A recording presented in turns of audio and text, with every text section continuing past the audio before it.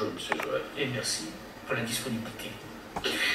Les jours passent, mais ne se ressemblent pas.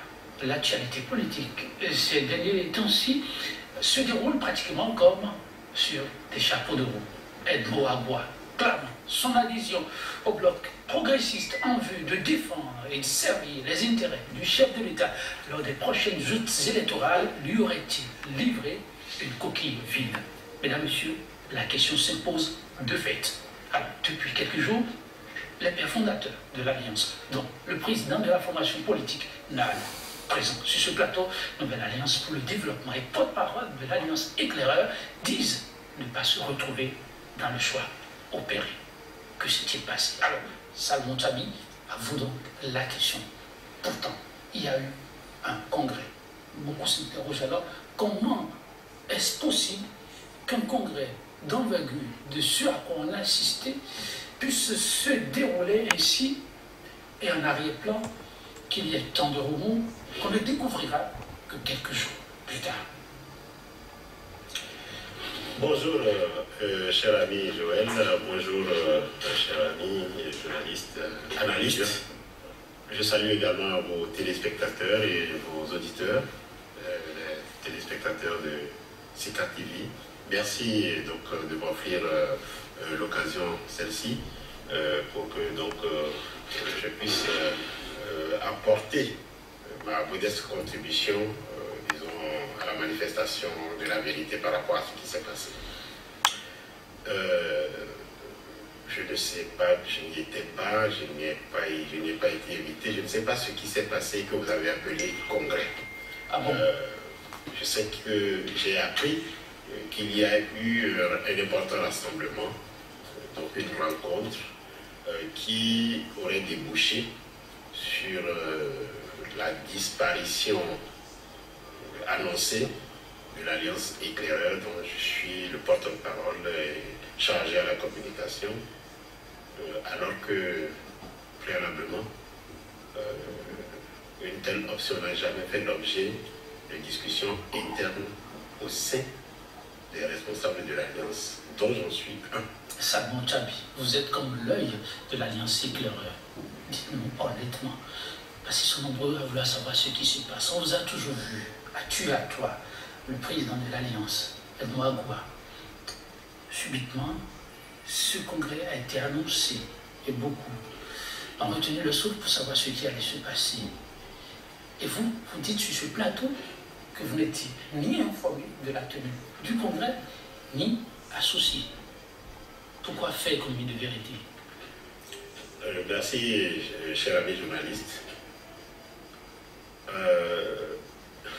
Un congrès, lorsque vous voulez tenir un congrès, quel que soit le type d'organisation que vous avez, ça peut être qu'il s'agisse d'une association, d'un parti, d'un mouvement, il y a un ensemble de démarches qui se mènent lorsque il s'agit d'un congrès. Oui. Les principaux responsables de l'organisation sont supposés au moins s'être vus une fois pour évoquer la question de la tenue de leur congrès. Forcément.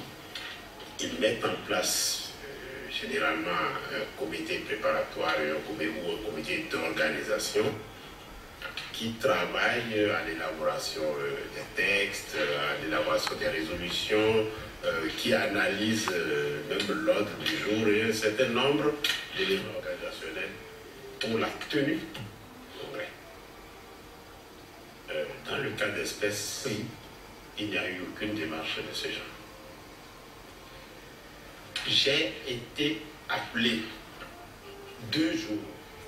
Je crois que l'événement s'est produit samedi. J'ai été appelé le jeudi qui a précédé, oui, par le député Edmo Agua. Oui. Qui m'a dit, président Tchabi, comment ça va? Oui, ça va bien.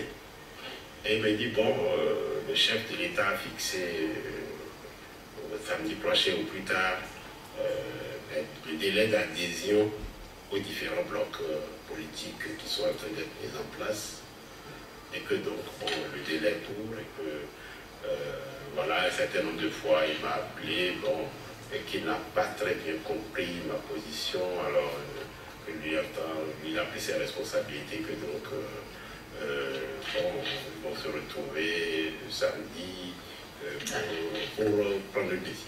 Ah, de mieux en mieux. Jeudi, vous avez été donc contacté. Donc il m'a contacté et j'ai dit, mais c'est pour faire quoi? Et c'est là où il me dit non, que c'est pour vraiment finaliser cette affaire et que bon, des deux blocs qui sont en conception, que c'est le bloc progressiste qui lui paraît le meilleur. Parce que ce bloc présente un certain nombre d'avantages à ses yeux. Et je lui ai dit, en d'autres termes, tu envisages de rentrer dans ce bloc? Il dit oui. J'ai dit, ah bon, maintenant, moi, on n'en a jamais parlé, tu le sais. Et donc, il n'y a jamais eu de réunion par rapport à ça au niveau de l'Alliance. Vous lui avez parlé en ces termes. Bien sûr. Et quelle a été sa réponse? Il me dit, ah ben, non, qu'il a consulté un certain nombre d'acteurs et que, bon, la plupart sont favorables. J'ai dit, non, ce n'est pas la question que je pose. Est-ce que vous aviez provoqué une réunion pour qu'on en discute, que je n'ai pas été informé, par exemple? Il dit non, mais que comme il a constaté les gens au téléphone, bon, et que les gens sont favorables, je dis, moi, je ne suis pas favorable. Et nous n'en avons jamais discuté, il n'y a jamais eu une réunion au cours de laquelle il y a eu des échanges par rapport à même l'orientation de l'Alliance depuis que la rupture est arrivée depuis l'avènement de la rupture. Qu'est-ce que vous sentez là? Je rappelle à nos téléspectateurs que l'Alliance éclaireur, durant les élections présidentielles, avait fait l'option d'accompagner le candidat porté par le chef d'État sorti. C'était bien le cas. Oui, bien sûr. Par la suite, vous dites là que depuis, vous ne vous êtes pas retrouvé pour dire, ben voilà, nous avons perdu la présidentielle, quelle orientation on choisit. Vous n'avez rien fait de tel. Il n'y a jamais eu une réunion de l'Alliance éclaireur pour en connaître des orientations depuis l'avènement de la rupture au Bénin. Alors, et les échanges auxquels vous faites allusion maintenant se sont déroulés au téléphone? Au téléphone. Et la conclusion? Ça a duré à peine 5 minutes. Ah bon? Évidemment, il a constaté avec moi le désaccord, c'est-à-dire lui voulait aller dans un sens et je lui ai expliqué qu'il n'y a pas eu de concertation, donc il est évident que je ne pourrais pas... Le 3 novembre s'est déroulé ce congrès qui a sonné le glas, supposé, de l'Alliance, mais vous avez attendu 2, 3, 4 jours et c'est espérant que l'honorable Edouard Goua puisse revenir sur ses pas. Et non, il y a eu mieux. Dès lors que les informations ont fusé de toutes parts sur la proclamation supposée de la dissolution de l'Alliance éclaireur dans un parti à venir, et il était normal donc qu'on enclenche des concertations d'abord à l'intérieur de mon parti, parce que une alliance c'est un regroupement de partis politiques. Donc à l'interne, parce que les militants et les responsables du parti que je préside m'ont contacté pour demander mais comment est-ce qu'on allait arriver à ce que leur parti est dans une alliance qui est en train de prendre un niveau aussi élevé d'engagement sans que le parti, son staff... Donc vos militants n'ont pas effectué le déplacement de OSC? Non, pas du tout. Ils ont été contactés à titre individuel, démarchés à titre individuel, mais aucun de n'a cédé à la démarche. Donc, beaucoup m'ont appelé pour me dire qu'ils ont été contactés, mais qu'ils n'ont pas compris quelle est cette démarche. Alors, non, il y a eu une concertation à l'intérieur du parti. Et en tant que responsable, j'ai été mandaté pour approcher les autres formations politiques de l'Alliance, du moins les responsables avec lesquels on a des contacts assez souvent, afin de savoir si ces responsables ont été associés à la démarche. Et la conclusion était? Et mes contacts ont révélé que ceux qui ont eu la chance d'avoir été contactés l'ont été de la même manière que moi, par téléphone. Beaucoup ne l'ont pas été du tout.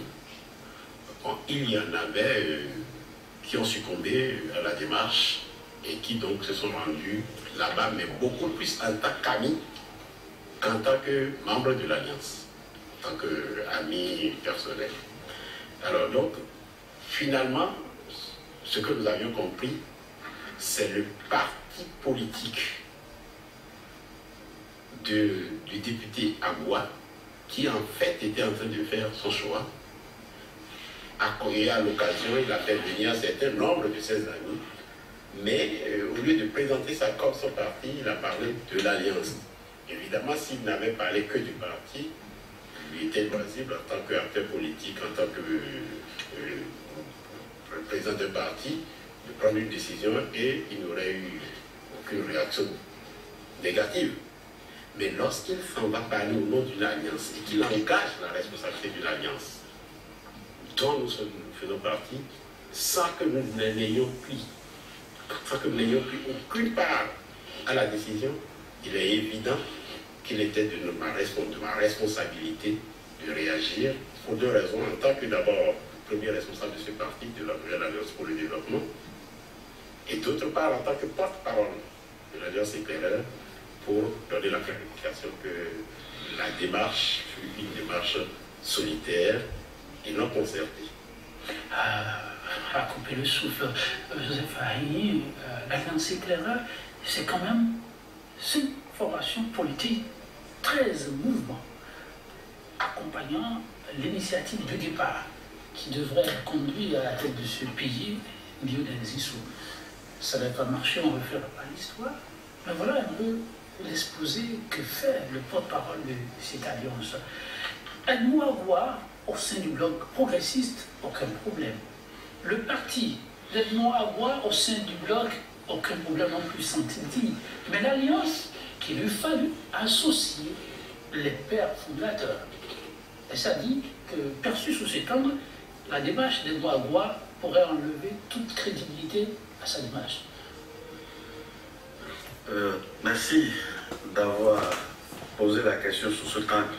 Et la question pose en vérité le véritable problème qui se passe au niveau de la gestion des partis politiques. Encore une fois, au Bénin.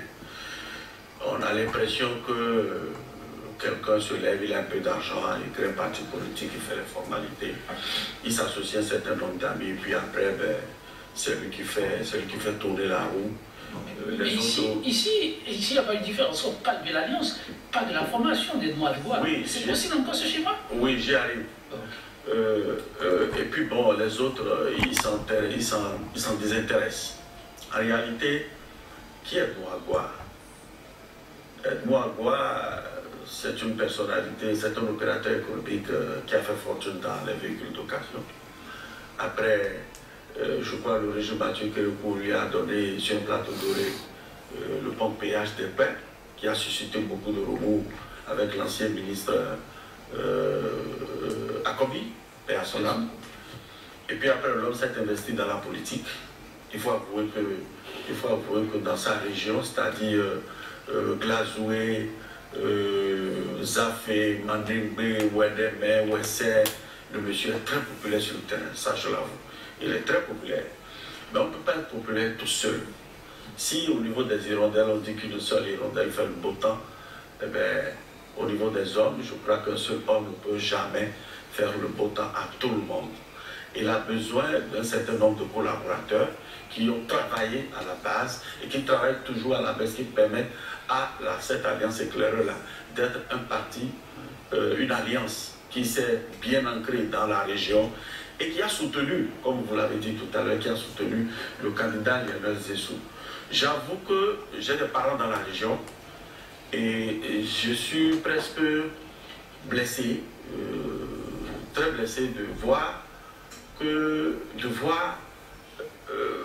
la démarche qu'a effectuée Edmond Agua vers le bloc progressiste, alors que à la base, la plupart de ces électeurs, mais la majeure partie, je dirais, des électeurs d'Edmond Agua sont pro-FCBE.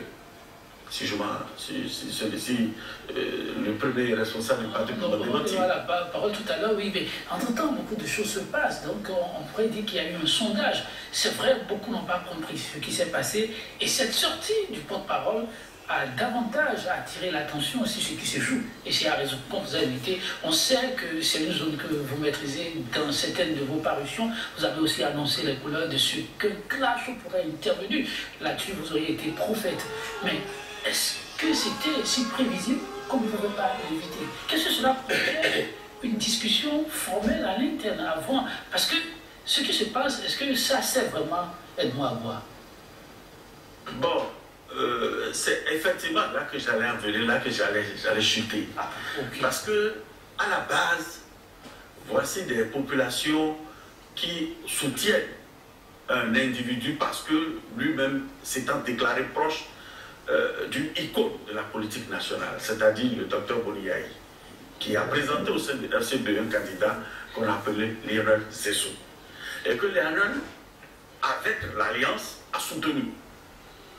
Alors, est-ce que celui qui a accompagné Lionel Zessou avec son électorat, la même personne, peut prendre la décision d'aller à un bloc sans consulter sa base? C'est véritablement là le problème. Parce que c'est parce qu'il n'y a pas eu une discussion au sein de l'Alliance qu'aujourd'hui, le porte-parole de l'ANAD estime qu'il a été écorché, que sa dignité a été bafouée et à travers lui, c'est beaucoup d'électeurs derrière. C'est beaucoup de partis. On a parlé de 13 partis tout à l'heure. Donc 13 partis, ce n'est pas rien dans la zone.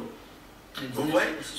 Donc je disais tout à l'heure que c'est cette manière cavalière que certains présidents de partis politiques, soi-disant, entretiennent, qui fait que chacun se lève et se décide à aller créer son parti. Parce que quand vous frustrez les gens, et que ces gens-là ont des relations, ils ont des réseaux, ils ont les moyens de se créer un parti, ils quittent ce parti, mais pour aller créer son propre parti. Donc, c'est le travail décisif.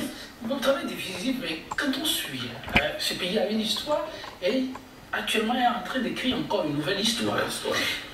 C'est déjà arrivé qu'à des niveaux de responsabilité donnés, on a entendu des responsables dire aux gens qui disent ne pas être d'accord avec la hiérarchie. On a entendu la hiérarchie dire mais vous n'êtes pas content, vous êtes frustré, vous allez vous énerver pour rien, vous ne pourrez rien faire. Mais est-ce que vous n'avez pas peur que la même chose vous arrive?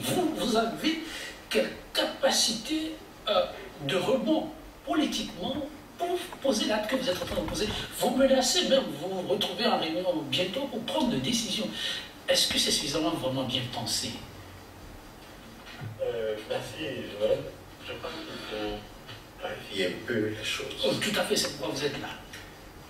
Nous ne contestons pas du tout au député Agua ou à son parti politique, le PDPS, de faire les choix politiques qui leur conviennent. On l'a souligné tout à l'heure.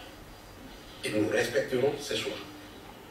Ce que nous leur refusons, c'est qu'ils aillent parler au nom d'une alliance large qui inclut des personnalités comme la ministre Bédi Christine, qui n'a pas été associée, même elle n'a même pas reçu l'appel. Ah, il paraît que nous on a mené des démarches, vous aurez pu avoir en face de vous l'un des membres proches qui apporte caution à Agua dans sa démarche. Il paraît que la ministre dont vous venez de citer le nom avec tout le respect qu'on lui doit, elle n'aurait jamais été ministre sans l'onction d'Edouard Agua. Je suis désolé, très désolé. C'est des gens qui n'ont pas les informations qu'il faut, qui diffusent et propagent ce dont ils n'ont pas du tout la certitude. Ni de près, ni de loin, le député dont vous parlez là n'a été mêlé à la désignation et à la nomination de Mme B, dont j'ai été le directeur de cabinet. Donc elle reste une personnalité influente dans la zone électorale. Et elle est de l'Alliance Éclaireur. Elle n'a pas été du tout informée de la tenue de l'événement qui s'est produit il y a 10 jours. Du tout. Lorsque vous prenez quelqu'un comme le député Gounou Abdoulaye, qui est membre de l'Alliance Éclaireur, député à l'Assemblée nationale, qui n'a pas été associé à l'événement, lorsque vous prenez des personnalités comme Medjico Lucien, membre de l'Alliance Éclaireur, qui n'est pas présent là-bas, quand vous prenez Xavier Loco, ancien candidat à la présidence de la République du Bénin ici. Membre de cette alliance qu'on n'a pas retrouvé. Dites-moi. Honnêtement, voix n'est pas là, soufflez-nous. Oui, il n'est pas là. Mais dites, c'est moi, je vous poser une question qui ne vous dispose pas plus. Dites honnêtement, est-ce que les noms que vous citez là, vous ne formez pas de groupe de têtes brûlées par hasard, dont il vaut mieux se débarrasser au sein de l'Alliance? Je ne fais pas souvent de commentaires par rapport à des mots que je ne comprends pas. Tête brûlée, c'est une expression à laquelle je ne suis pas du tout familier. Des mots que vous comprenez alors, des gens qui sont là plutôt à amener le désordre au sein de la maison, qu'il faut plutôt mettre dehors pour permettre à la maison d'aller de l'avant. Qui aurait aimé les mettre dehors? En tout cas, le numéro 1. Mais il y a des procédures simples pour mettre des gens dehors. Lorsque vous êtes dans un groupe, dans une association, dans un ensemble, ben, il y a deux manières de voir les gens dehors. Donc vous soit les intéressés initient une action officielle, visible, matérielle, pour dire nous ne voulons plus être dedans et s'en retirer. Ou bien, à l'interne, vous vous organisez, vous utilisez une procédure tout à fait régulière pour leur dire, bon, en raison de tel acte que vous avez posé, vous êtes désormais en dehors. Et tant qu'il n'y a aucune de ces deux actions, les intéressés sont toujours à l'intérieur. Alors, à quoi pourrait-on assister dans les tout prochains jours avec ces figures fortes mises à l'écart et cette marche que vous qualifiez de solitaire? J'espère que vous n'êtes pas en train de me demander de réagir à une action solitaire par une démarche. Non, on veut savoir. Que va-t-il se passer? Parce que votre ce qui va se passer, oui, voilà. Ce n'est pas moi qui en déciderai, mais les autres acteurs qui sont restés dans l'Alliance, parce que par sa démarche, le député a quitté l'Alliance. En fait, c'est lui qui a quitté l'Alliance et l'Alliance... Vous le considérez comme un démissionnaire de l'Alliance? Pas que je le considère, il a démissionné, puisqu'il a dit que lui va dans un autre parti, il n'est plus de l'Alliance. Alors, l'Alliance reste. Maintenant, les membres restants de l'Alliance, naturellement, vont se rencontrer, vont se réunir et vont analyser la situation et prendront des décisions qui conviennent et que, certainement, si cela vous intéresse, vous pourrez également... En tout cas, l'actualité oblige, on est au carrefour, on ne peut que s'y intéresser. Joseph Harini, voilà encore un nouveau tableau peint par Tchabi et Salomon expliquant leur désapprobation par rapport à la démarche du guide d'hier. Oui, il a expliqué tout à l'heure les deux cas de figure qui pourraient permettre, au cas où il aurait une mésentente au sein de l'Alliance, les deux cas de figure qui pourraient permettre au président du parti d'exclure ou de mettre à l'écart ses associés. Malheureusement, on n'est pas devant ces deux cas de figure. Le président, unilatéralement, a pris la décision par rapport à l'actualité récente de la classification de la classe politique en deux grands groupes.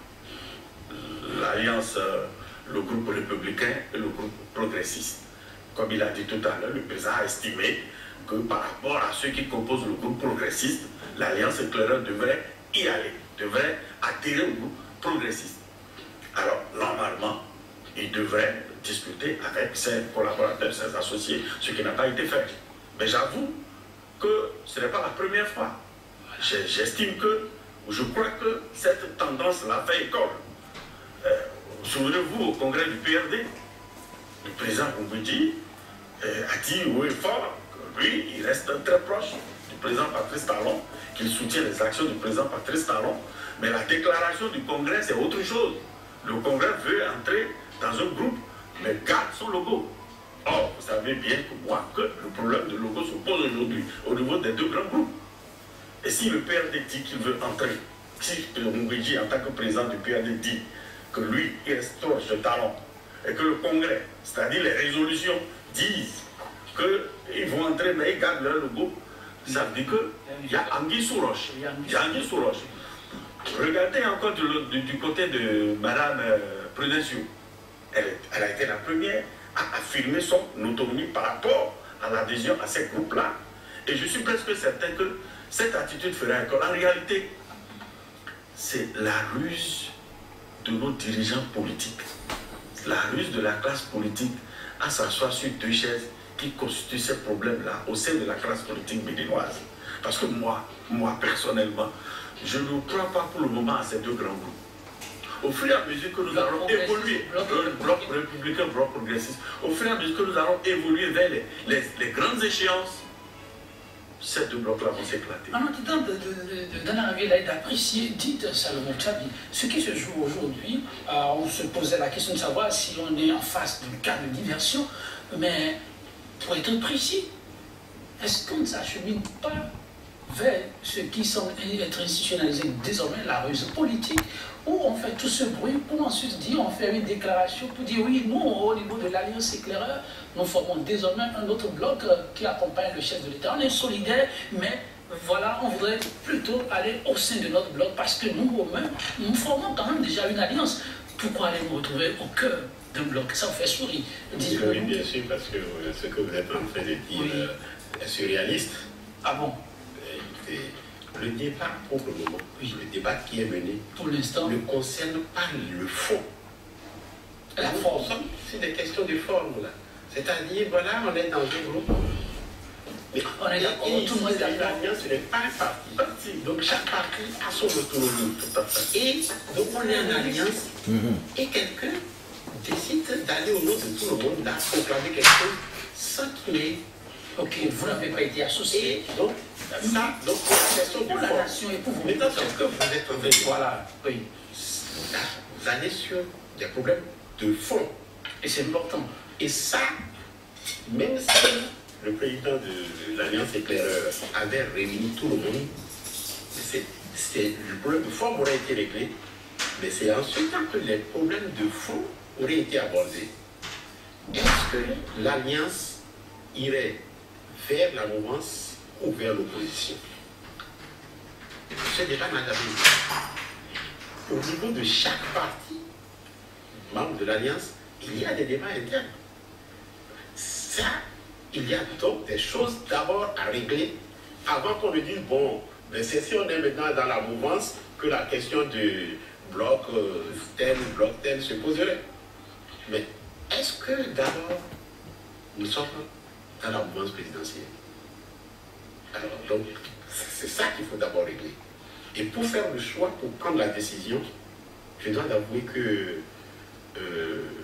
ne serait-ce qu'en tant que citoyen ordinaire, parce que je vis dans mon pays, je suis béninois, je vis au Bénin, je circule à l'intérieur du pays, bien souvent à pied, en zème, pas bus, taxi, rarement en voiture personnelle. J'écoute, je vis et je compare ce que les gens vivent, ce qu'ils disent qu'ils vivent, à ce que moi-même je vis. Et je sais très bien comment ça se passe, ce qui se passe dans ce pays depuis 2 ans et demi.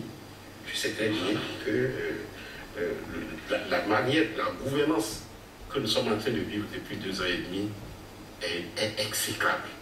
Ah, excusez-moi de faire mon intervention de cette façon-là. Ah, oui. Mais on a suivi Edmond Agoua, et je l'ai répété ici, on vous a souvent vu ensemble.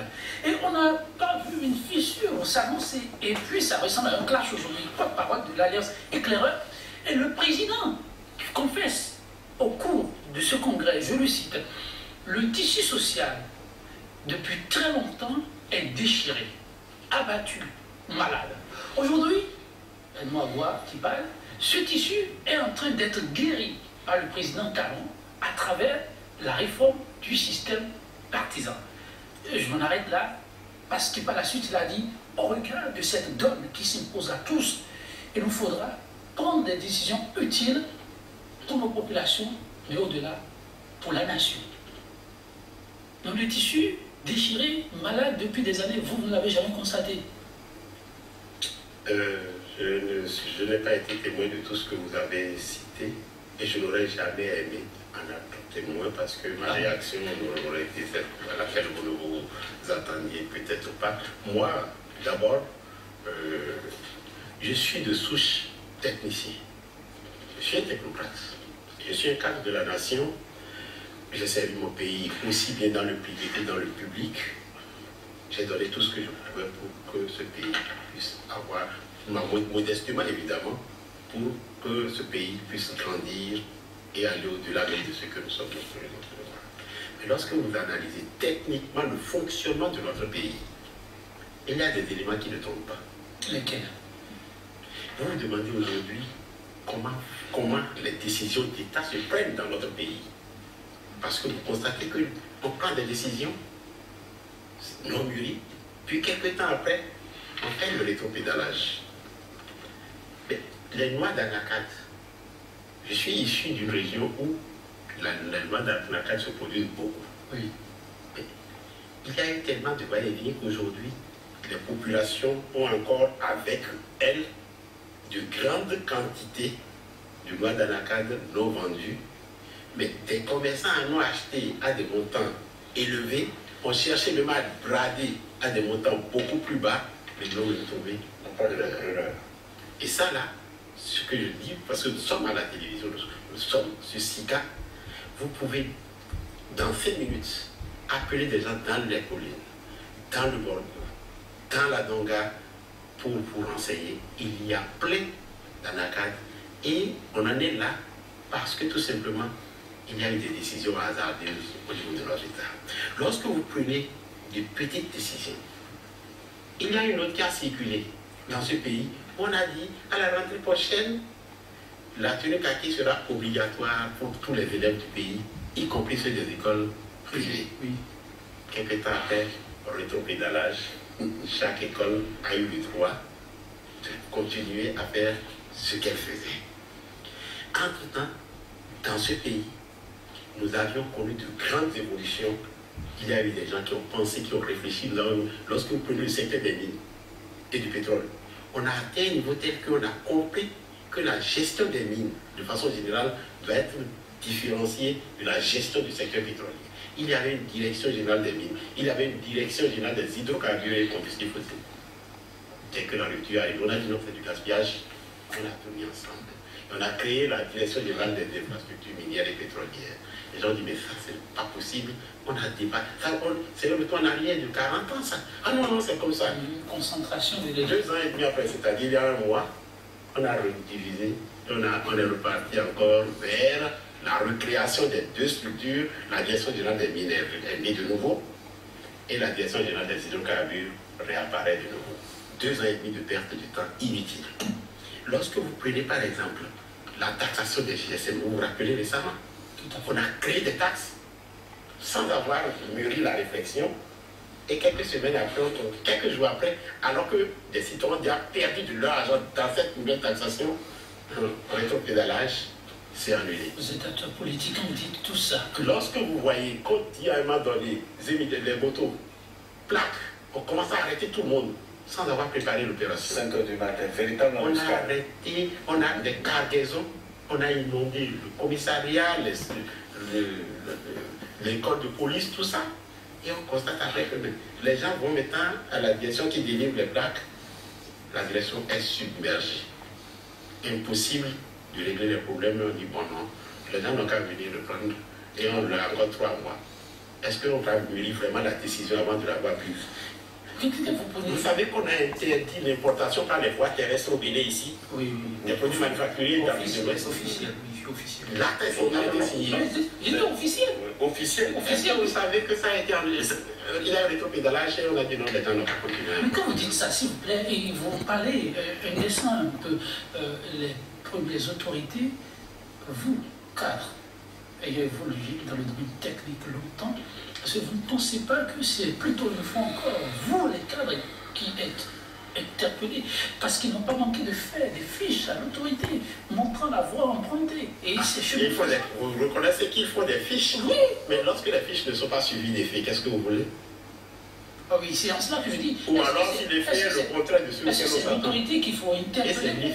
Et c'est l'autorité qui crée les conditions pour pousser les cadres à produire du bon travail.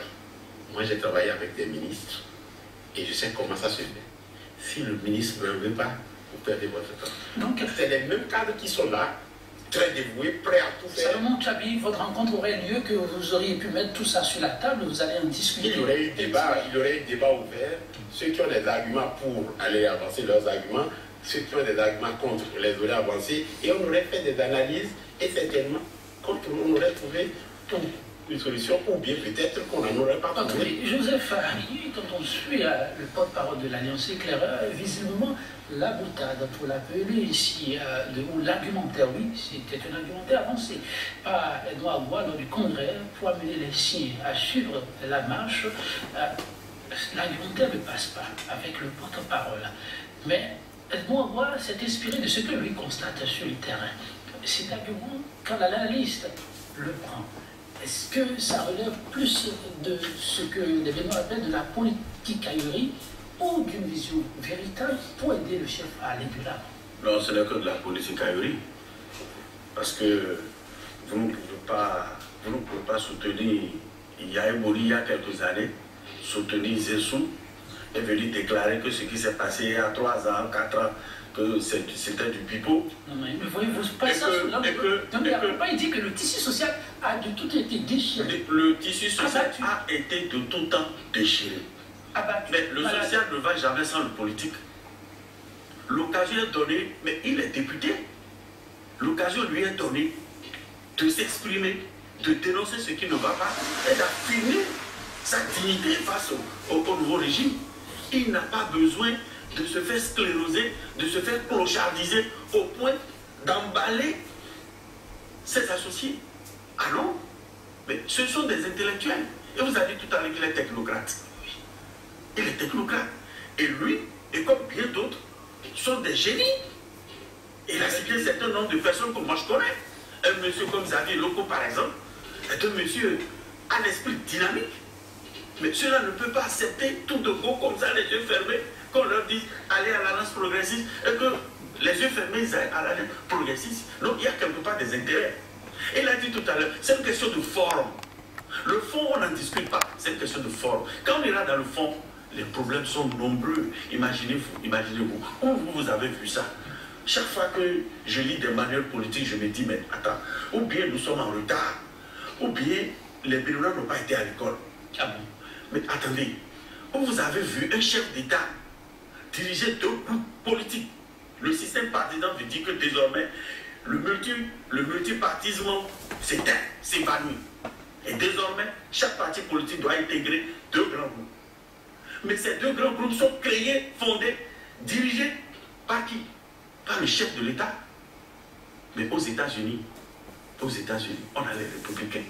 On a les républicains, on a les démocrates. Vous dites que le Bénin n'est pas dans l'innovation? Ben dis donc, c'est pas une innovation ça. Ça aurait été une innovation que le chef de l'État aurait laissé libre cours au président de partis politiques de créer leur groupe et de s'en servir. Si vous êtes démocrate, si vous êtes progressiste, dans la forme, dans la formation, dans les idéaux, dans l'idéologie qui vous a formé, ben, vous vous greffez aux progressistes. Et si vous êtes de la droite ou de l'extrême droite, ou bien si vous êtes républicain, vous allez dans le groupe des républicains. Aujourd'hui en France, on a beau parler des différents compartiments de la classe politique française, mais nous avons 2 camps. Nous avons la droite et la gauche. À la gauche, vous avez les socialistes, vous avez les communistes, et vous avez aujourd'hui ceux qui s'appellent les insoumis avec Mélenchon.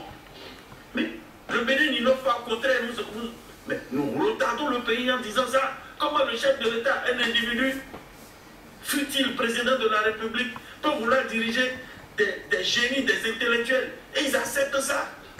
Et désormais, c'est lui qui pilote les deux partis. Comme depuis Paris, on a actionné sur les télécommandes pour venir gagner aux élections. Non, mais ça ne saurait se passer dans un pays comme le Bénin. Et ce que je suis en train d'observer là, que des intellectuels acceptent ça, que des présidents de partis politiques. Mais je prophétise déjà le clash. Vous l'avez dit que moi je le prophétise. Ça ne saurait avoir un lendemain. Oui. Et par rapport à ce qui se vit aujourd'hui, la guerre au sein de l'Alliance, quel pourrait être l'avenir de votre leader d'hier si on revoyait la copie? Il n'y a aucune copie à revoir, il faut d'abord comprendre tout ce que je suis en train de vous expliquer. Il n'y a pas de copie à revoir. Je vous explique ce qui se passe. Le pays est en train d'aller dans le mur. sommes en difficulté. Le pays est en train d'aller. Vous parlez du Bénin ou la République du Bénin, dont la capitale est Porto-Novo. C'est de ce pays que je vous parle. Et je vous explique. J'ai vu un étudiant un jour, ça fait déjà un bout de temps, et il m'approchait pour obtenir un service. Et à un moment donné, il a sorti une carte de parti. Et j'ai regardé, j'ai dit, mais c'est quel parti? Il dit, est-ce que je ne suis pas MSD? J'ai dit non. Ah, il dit, qui vient? Il sort, il revient, et j'ai vu une autre carte. J'ai dit, mais c'est quoi ça? Il dit, vous êtes un B, non? J'ai dit non. Ah, c'était la carte, il dit, non, que va aller à la toilette. Il revient de la toilette et il a une autre carte du PRD. J'ai dit, mais qu'est-ce que tu fais là? Tu es dans tous les partis. Il dit, qu'il est multipartiste intégral. J'ai dit, ah, mais aujourd'hui, qu'un chef d'État, président de la République, fonde deux partis, donc ça veut dire qu'il est dans deux partis, mais il est multipartiste ou bien le président de la République. À l'étudiant qui est venu vers vous. Mais il est dans deux partis. La moralité qui se dégage. Quelle la moralité qui se dégage de ça? Écoutez, le Bénin n'est pas né en 2016. De 1960, dans les années 60, nous avons fait déjà l'expérience de trois partis dans ce pays. Donc, Sincèrement, Tchabi, toutes nos excuses, on m'explique de l'autre côté qu'on ne va pas pouvoir continuer. Pourquoi? Parce que le temps est terminé. Par rapport à la situation que vit aujourd'hui l'hémicycle et l'avenir politique de ce pays, qu'avez-vous envie de dire à l'endroit d'un? Écoutez, je dois remercier les uns et les autres. Je remercie les citoyens béninois et je leur dis de regarder droit là où nous allons, de voir l'avenir avec beaucoup d'espoir et d'espérance, mais d'y travailler, de ne pas succomber à la peur, mais de rester droit et d'agir pour que nous puissions ensemble travailler afin que notre avenir soit celui que nous désirons et non celui qui s'imposera à nous par les machinations et les manœuvres dilatoires. Ah, j'ai bien envie de conclure là, mais Joseph Farini.